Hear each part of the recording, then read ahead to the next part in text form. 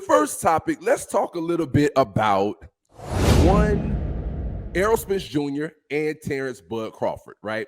So everybody has been waiting for the longest to hear of a official date and an official announcement of this fight. We're ready to see them face off face to face in Las Vegas, Nevada, in their first press conference, so that the fans can really take the hype of this fight to a fever pitch.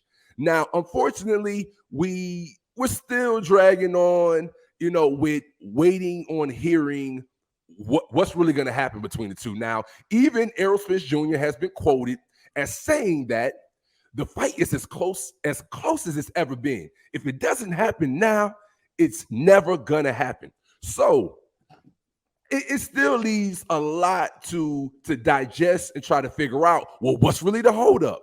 What is really going on behind the scenes as far as why the fight is not being made, man? Because it feels like if it was really truly a 50-50 deal, it'd probably be signed by now if that was on the table. But we kind of all know as fans that's probably not the negotiation that's going on behind closed doors. So here we are. We're in July, still no announcement, but Bud has been mum. Bud has been silent.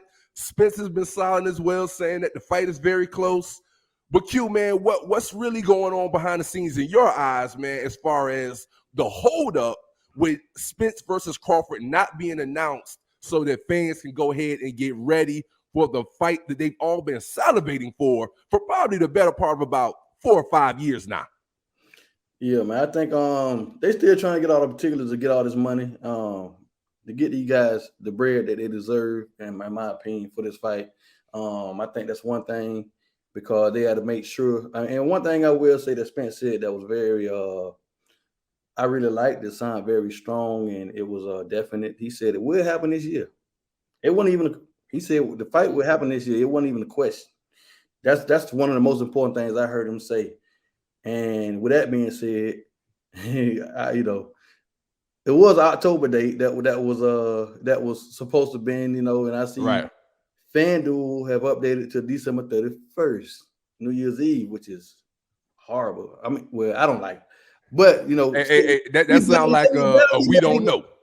And it technically probably won't make it this year. It'll probably be the first before they step into the ring. Well, no, it'll be on the West. It will be. Oh, yeah. Making it by a thread.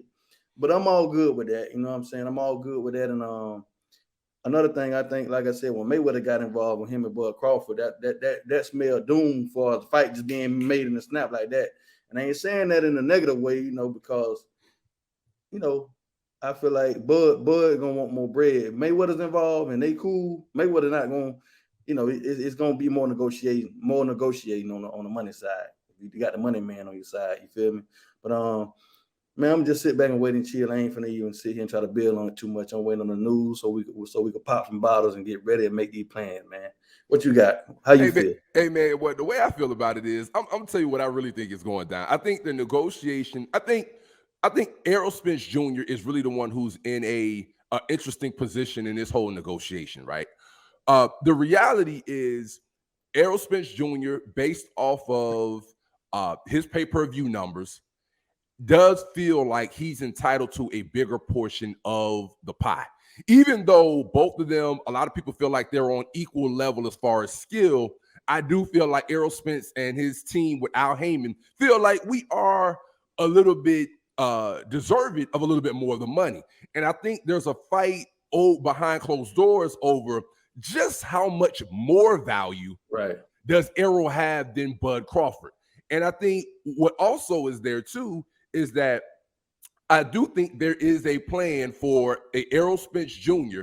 that if he were to win, that I don't know that Errol Spence Jr. is willing to sign on like we've seen some of these other deals where it's going to be an automatic 2 fights that we get from him and Bud. I think Errol is like, I don't know, bro, about sitting here doing like AJ and Usyk and some of these other Deontay and Fury. He want to move on. Right, exactly. He wants to fight him and then move on. Bud, I think Bud, and I have read that Bud want, he want the same type of deal, like, bro, Yes, so it's one of those things where I think, also if you're Bud Crawford, I also understand his negotiation Two, where and this is just all speculation because this is why it appears that the fight is being held up. But if I'm going to take, say, 30 or 40%, right, and you're going to take the lion's share in the first fight, how are we going to do this with no rematch clause? One, to where you can fight and move on. But then if we do a rematch, I'd like to have the opportunity to now I get the lion's share. So then I could possibly, if I beat you the first fight, make it up on the back end if we're going to do it like that. So I think there's a lot of back and forth where Errol might want to become undisputed. And then I think Errol, man, he's going to be in the first Ferrari driving over to the 154-pound division if he's able to knock off Bud. And I think Bud is like, nah, man, pay me my fair share, or let's do the rematch clause. Let's make this a fair, real fight between us. So I think that's the holdup, man. Hopefully they can get to that number that they need to get to. Because the last part I'll say about Spence is the reason why is a lot of this is really at the lap of Errol Spence is because I do think at this point, a lot of people feel like Spence is the guy who really has the power to make it happen, because everybody knows he's kind of pretty much operating as the A side in this whole thing. So I think Spence wants to make the fight because he doesn't want to be looked at as Spence priced Bud out. Spence didn't really Spence, I don't think at this point Spence wants to be that guy that everybody says that about. Because we already talked about, man, you hear all the OGs in the boxing game, and everybody already sitting there picking Bud. So it's clear that public opinion right now for a lot of people who are respected in the fight game feel like Bud is the one who's really ready to fight, and then Spence is the one on the fence. But I think Spence will make it happen, man. Like I said, it's starting to get dicey whether it's going to happen this year, but we'll see, bro. No doubt. And just to set the record straight, you said that Errol Spence would be in the first Ferrari to 154. Would it be the second Ferrari? Because we already my man Danny Garcia is already in fight with Benavidez. Yeah, Jose Benavidez. Danny already up there. He already up there to flyweight with his Balenciaga slippers on. Right.